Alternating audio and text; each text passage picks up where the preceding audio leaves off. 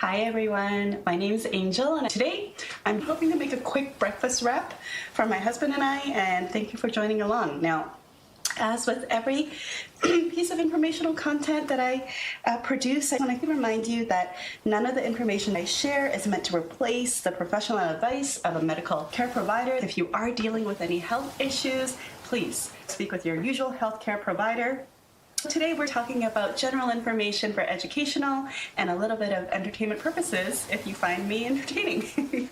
All right, we're about to make a whole wheat breakfast wrap. That's just something that my husband and I really enjoy. I don't really have a recipe, but if you like it enough, you could follow along and make your own notes. It's simple and straightforward, but it really works well for us. So here I have whole wheat tortillas. The reason why I choose whole wheat instead of white is probably no surprise to you. It has more fiber. Later on, even though I'm making a breakfast wrap for my husband and I who are adults, I'll teach you how to modify that into something that maybe if you have a child who's just about to start solids around 6 months, or maybe a little bit older, how you would fix that up. So I will show you step by step. I'm just gonna put these aside and I'm gonna get my pan ready. I'm just going to turn the heat to medium. For the pan that I'm using, I do need to add a little bit of a cooking soda. I'm choosing to use canola oil. I would recommend that you stick with a vegetable oil that's liquid at room temperature because that is lower in saturated fat and better for our heart health. I'll just show you that in terms of eggs, it's up to you to buy whatever kind of eggs. One egg has roughly about 6 grams of protein, and so if that's something you're trying to increase, especially into your breakfast, eggs are a budget-friendly, quick and easy way to kind of do that. Please also know that eggs are one of the top common allergenic foods. And so if your child or your baby who's starting solids has not yet tried eggs before, then you do want to give this as a singular, well-cooked item before you offer it as a mixed food with the wheat wrap, which is also another allergen. I realize that when I'm making any particular food item, I don't know your specific situation or context, and that's exactly why the information is general. I'll give you as many tips to modify it for your situation, but again, it's just general educational content. Okay, so I realize everybody probably likes to have their eggs a little differently. For us, for convenience, we just kind of like to switch the yolk like that, for convenient kind of scramble.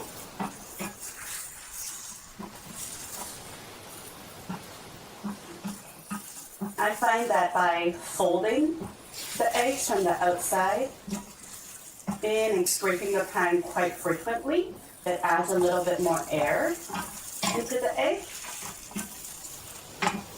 If I remembered, I could have added maybe just a tablespoon or a little bit of milk just to add to the fluffiness. Now, in general, we don't love having things that are too salty. That's why I didn't add a sprinkle of salt like some people might enjoy. You can totally do that. So I like to make sure that the eggs are just still a little bit moist when I take it off the pan, because the residual heat will finish the cooking and prevent super dry eggs. I've already turned off the heat. I'm just going to let it be in the pan while I come back over here. So maybe I'll just plate one and then I can modify the other to show you. All right, so over here, before I start assembling, because really a breakfast wrap is just all assembling, I'm gonna bring over to you and introduce some of the ingredients. And I've got a little bit of cheese, turkey, spinach, and I'm also gonna pull over a bell pepper. And I'll tell you why. So the reason why I wanted to show you some of the packaging of the ingredients is because there may be some things that are pertinent for you too that you might benefit from. So firstly, when you shop for cheese, One of the ways to make sure they're making a healthy choice, especially if you consume a lot of cheese, is to look at the packaging. It's generally in the bottom corner. You want to look for something that says the percentage MF. It stands for milk fat. And so from a heart health standpoint, you're trying to look for a cheese that has less than 20% milk fat. You'll notice that, oh, well, yours is 22%. I couldn't find a shredded cheese at the market that was less than 20 on this particular run. So c'est la vie. It's at least a lot lower than other cheese blends that I found that were in 35, 38, even 40% milk fat. Because if you think about comparing this against another dairy product like milk, you may be buying skim 1 or 2%, or whole milk would be 3.25. But in this case, for cheese, the lowest one I could find was 22%. That's a lot higher. So perhaps it wouldn't matter so much if you only ate cheese sparingly, but if you do eat a lot of cheese, like our family does enjoy it a lot, and especially my kids do, then you want to be more careful and maybe pick one that's lower in milk fat, so your saturated fat content is a little bit lower. If you're curious about the difference, here at the back where the nutrition facts are, you can see that in a quarter cup of this cheese, there's 4.5 grams of saturated fat. To give perspective for the moms or people out there watching who are living with high cholesterol, you want to keep your saturated fat intake below 16 grams a day. So by having a quarter cup of this in our breakfast wrap today, if I choose to put that much, it's already about 25% of my daily intake of saturated fat. Perhaps it might not be a huge deal if you are a former vegetarian that incorporates cheese but doesn't have a lot of saturated fat from other animal sources, or perhaps you don't eat a lot of processed foods and we don't have to worry. But at the end of the day, know your budget and play within it. So as we're going to move along, I'll just assemble so that you can see the wrap coming together.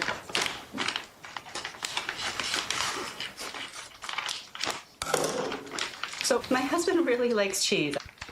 There's almost never been a time where I've added enough cheese where he doesn't feel this really strong need to go into the fridge and grab more and then microwave it. So I am gonna add a quarter cup of this cheese for him.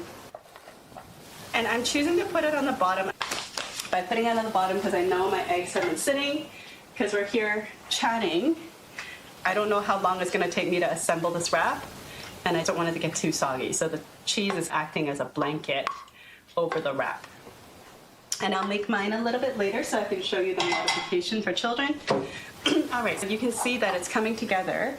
I really recommend people buy pre-washed, what we call value-added produce, because if you are busy, and even if you're not, and you're just got a lot of life going on, that pre-wash saves you from needing to wash, rinse, pat dry before you put into a wrap that you don't want to be soggy, right? So why am I putting spinach in? Oh, actually, first thing, I did want to show you, like, many people don't know that a serving, lots of people will say things like, oh, I know I should be eating a lot of veggies, but I don't really know how much. They'll just blanket statement say, oh, I know I should be eating more. I know I should be eating more.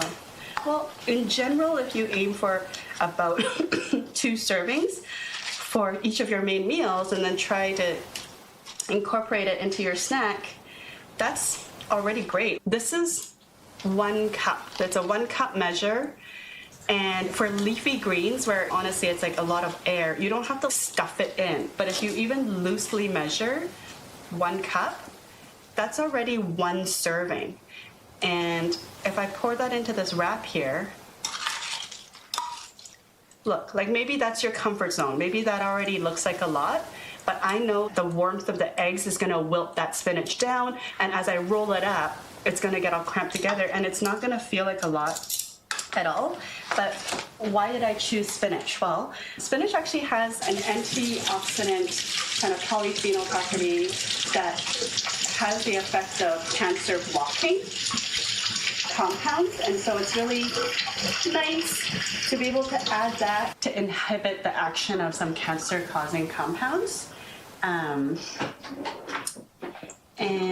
In terms of red is rich in lycopene, and lycopene is one of those compounds that almost acts as a scavenger that goes and looks for free radicals, which could damage our body. By adding these two colors in, I'm adding a lot of health promoting properties that's really wonderful. Now, you may not be someone living with cancer, but maybe you're health conscious and just want to eat more whole foods. One tangible approach to do that is simply to aim to have two colors at every meal. And by doing that, it's just a really quick check that you can visually do. Okay, so you saw me cut the bell pepper, and now I'm just going to use another measuring cup to show you if it was a vegetable like this that's not a leafy green and it's not loose packed. One serving is half a cup. So that was about maybe a quarter of my red bell pepper. And so here, look, that's half a cup. And I'm just gonna put that into the wrap as well. So quickly, our wrap, because I did 4 eggs, 2 in each. So right now, this breakfast wrap has about 12 grams of protein from the eggs. It's got additional protein from the wheat wrap itself. This quarter cup of cheese is providing another 8 grams. So this is like a 20 gram plus protein wrap without needing any supplements or things like that. And I've got tons of antioxidants and polyphenols, phytonutrients in here, and I'm ready to wrap it up. Now, some of you out there might be thinking, but what about the flavor? You said there was going to be meat. Well, I wanted that to be an option. Like, I have some turkey here, and I could bump this up, and this could be extra protein as well as extra salt. Even though I think it's salty enough because of all that cheese, but maybe my husband is feeling a little extra hungry, so maybe instead of cutting it, I'll just put it on top. Like that. Okay. So I'm pretty good here. Now, if you wanted to put some mayonnaise or do some hot sauce or whatever, it's up to you. But because we're still filming and I'm not sure when he's actually going to put this in his mouth, I'm afraid it's going to go soggy. So instead, I'm just going to wrap it up. I'll do it here. This is a very, very generous loaded wrap. And if it's a little too full, he'll probably laugh and say, next time buy a larger wrap, but we'll see. I like to just leave it open on one end because it makes my life easier. Okay, I'm just gonna roll and tuck and bring it in. Okay, see, it's kind of, it got soggy even with the cheese as a blanket, so it's kind of coming apart here. But yeah, this is a delicious homemade breakfast wrap. We were on the go. Maybe we gotta catch a morning ferry or do a road trip and leave super early. I probably actually roll this and then wrap it in saran wrap so we can really literally grab it and go. So that's his wrap right there, all completed, and maybe I'll serve a cup of tea or something on the side, but that's nice and easy. Now, what if I was serving this to an older child? I guess an older child might be like a toddler, and maybe like that's just way too much for them. You may actually want to serve all of the ingredients separately and make it like a breakfast bar, almost like taco night, because for children, it's really important that we give them an opportunity to choose from what we provide. From Alan Satter's Division of Responsibility perspective, we as parents, when we're serving the food, so when is breakfast, when is lunch, when is dinner, and then as well as where. If we say that dinner's at the dining table, it's not at the living room with the TV, that's the second thing that we'll control. And then the third thing is, what are we offering? So I'm not asking them, what should mama make for breakfast? I'm choosing to make breakfast wraps, but I may lay it out as separate ingredients. Like I might put the cheese into a little bowl so that they can decide what they're putting into their wrap, because their responsibility as children is to decide if they're going to eat at all and how much they're going to eat. You may find that doing something like this will be helpful. So instead of putting it all together, if the children are old enough, like mine are 6 and 8 now, you may even be able to get kid-sized knives or child-friendly options, such as this one if you're curious. Like, there's like children's cutting knife options that you can get them involved with helping you at each different stage. You can set them up to stand next to you. The more they participate in the food prep, they may decide that they're more curious about trying what you're about to give them. Okay, so you get the idea. I might portion out the eggs and serve it there. I might put the cheese like that. And then it's really important, I think, as parents to remember that you're not out there to bribe or coerce. And we need to just bring back some joy in the dining table by not giving any pressure. So you get the idea. I would do that with all the ingredients that you want them to have, and that way they can assemble, right?